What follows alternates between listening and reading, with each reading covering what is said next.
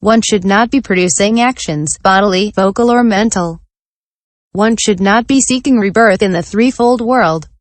By reflecting in this way, the yogin enters into apranihita vimokksamukha. 2. Sameness of the three concentrations.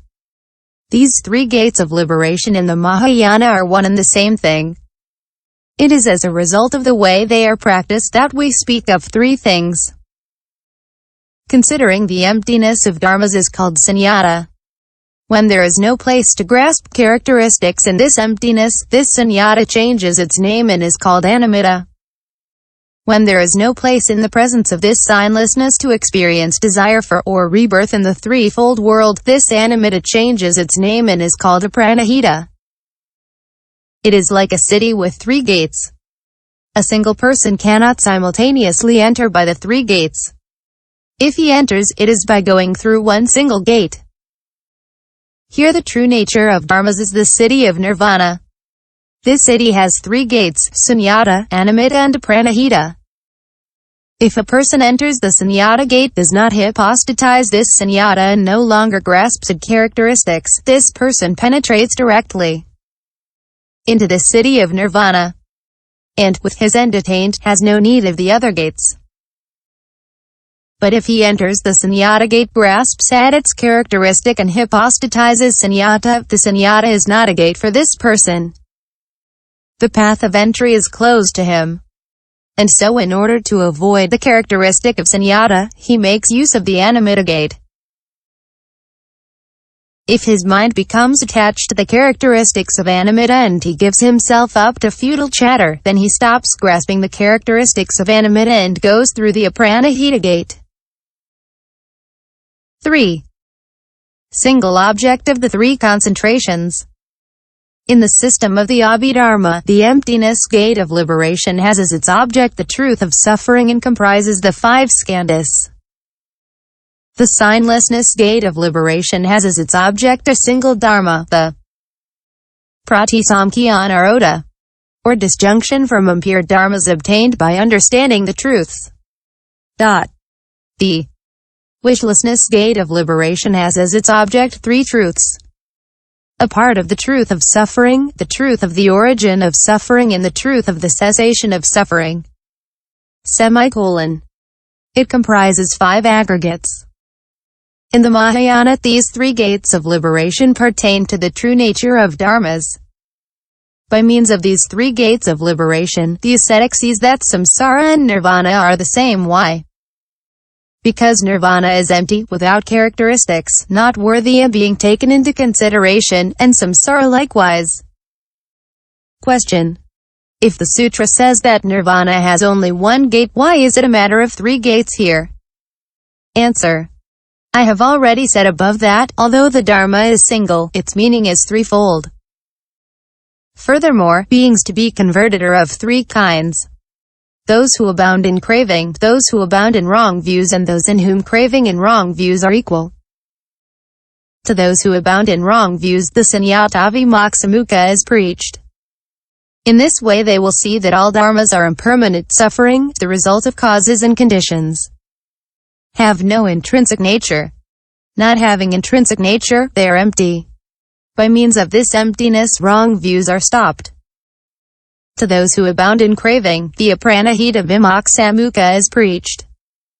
In this way they will see that all dharmas are impermanent suffering, the result of causes and conditions. Having seen in this way, they will be mentally detached from thirst and will enter into the path. To those in whom craving and wrong views are balanced, the animitta vimokksamukha is preached. Learning that the characteristics of male and female do not exist, they will cut through craving. Learning that the characteristics of sameness and difference do not exist, they will cut through wrong views. Sometimes the Buddha preaches 2 gates of liberation at the same time, sometimes he preaches 3 at the same time. Since the bodhisattvas must always exert themselves in knowing all the paths, he preaches the 3 gates to them. We could say yet other things, but the question of the 3 gates of liberation is treated here in summary. 3rd section, the 4 trances. The 4 trances according to the abhidharma. The four dhyanas are of two types. I. Sadhaka, pure in the mundane order of purity. E. Anusrava, pure in the supramundane order of purity. What is called dhyana sadhaka? The five impure but good aggregates. What is called dhyana anusrava? The five pure aggregates. The bodily and vocal actions contained in the four dhyanas are material dharmas. The rest are non-material. All of them are invisible, without resistance, sometimes sasrava, sometimes anusrava. Those that are sasrava are the five kusala sasrava skandhas. Those that are anusrava are the five anusrava skandhas. The sasrava belong to the desire realm. The anusrava do not belong to any realm. The dhyanas include bodily actions, vocal actions and formations dissociated from the mind that are neither mind nor mental events, nor associated with the mind. The dhyanas also contain the feeling aggregate, the discrimination aggregate and the volition aggregate associated with it. The mental events also are associated with the mind. The dhyanas include mind and consciousness. This is only mind. In the dhyanas there are 1. Things accompanying the mind and non-associated with feeling. 2. Things associated with feeling and not accompanying mind. 3. Things accompanying mind and associated with feeling. 4. Things not accompanying mind and not associated with feeling. There are things accompanying mind and not associated with feeling. Actually, the four dhyanas contain A. Bodily actions and vocal actions. B. Formations dissociated from the mind but accompanying mind. C. Feelings. There are things associated with feeling and not accompanying mind. As a result, the four dhyanas contain mind and consciousness. There are things accompanying mind and associated with feeling. Actually, the four dhyanas contain A. The aggregate of discrimination. B. Associated aggregate of volition. There are things not accompanying the mind and non-associated with feeling.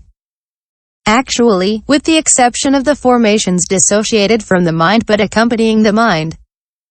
Formations contained in the four dhyanas, these are all the other formations dissociated from the mind and associated with the discrimination aggregate. Of the four dhyanas, the last three are not endowed with investigation and are not associated with analysis. In the first dhyana, there are